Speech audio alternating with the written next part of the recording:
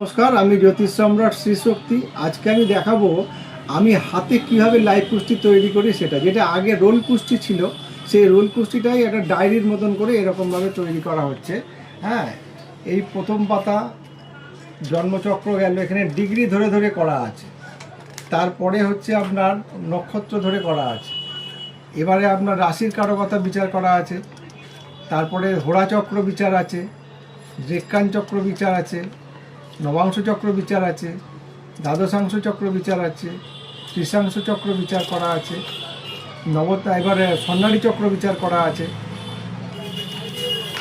নবতারা চক্র বিচার করা আছে, কোন নক্ষত্র শুভ কোন নক্ষত্র অশুভ, ত্রিপাপ চক্র করা আছে, এটা কোন কোন বছর শুভ। এবারে হচ্ছে পতাকি চক্র বিচার করা আছে, ভাব বিচার করা আছে, 12টা ভাব এইভাবে আলাদা আলাদাভাবে বিচার করে দেওয়া আছে।